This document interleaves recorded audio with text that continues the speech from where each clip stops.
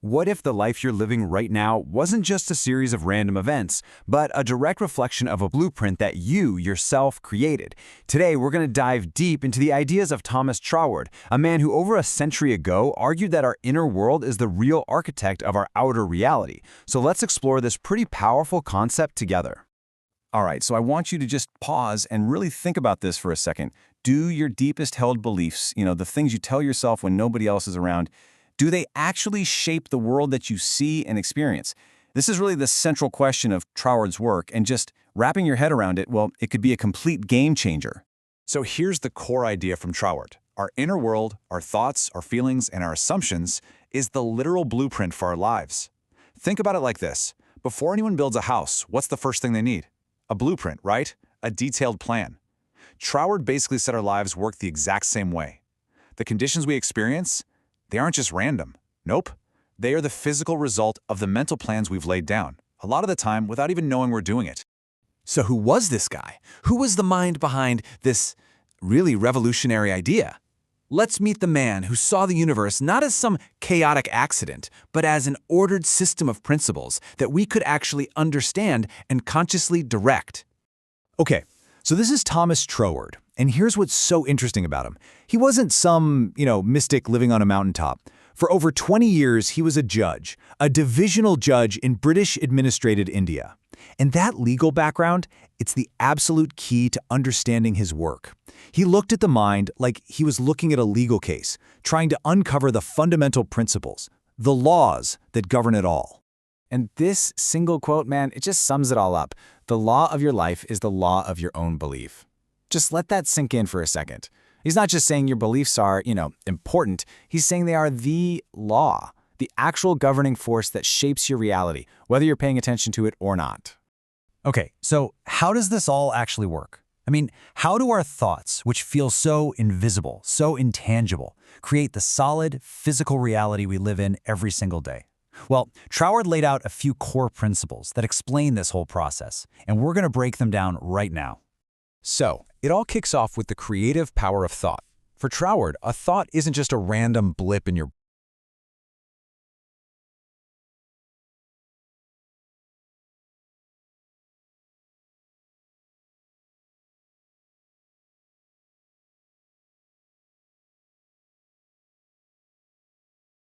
Now, the mechanism behind all this, Troward called it universal law.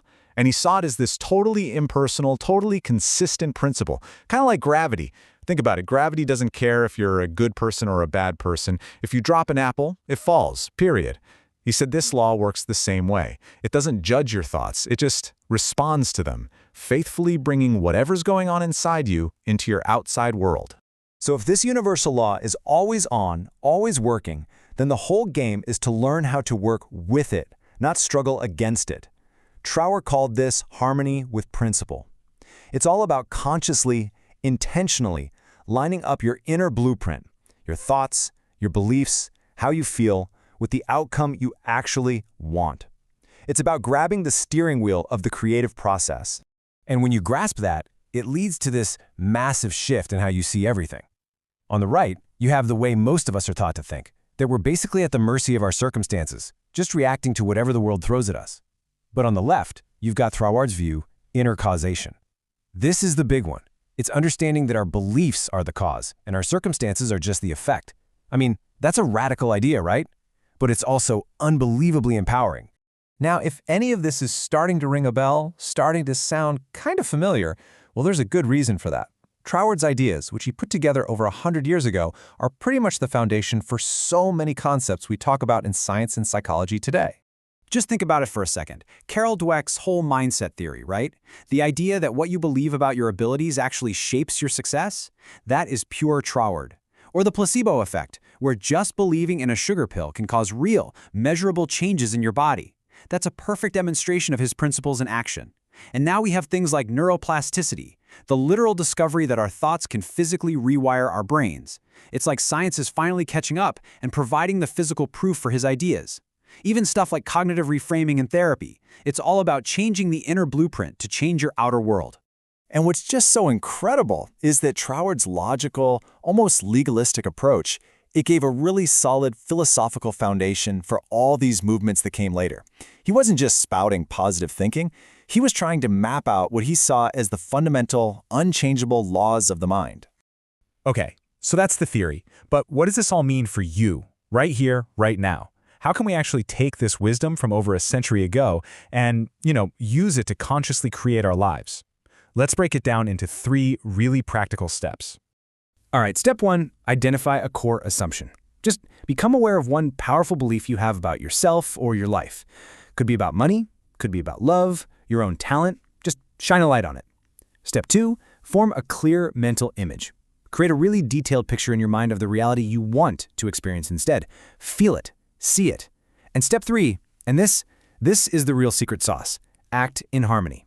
You have to start thinking, feeling, and acting as if that reality you want is already true. You start making your choices from that new place. You see, Trauer's work isn't just some dusty old philosophy to read about. It's a toolkit. It's an invitation to stop being a passenger and start being the conscious architect of your own life. So I'm going to leave you with this one question to ponder. What's the one assumption, the one piece of your inner blueprint that you're going to choose to rewrite starting today?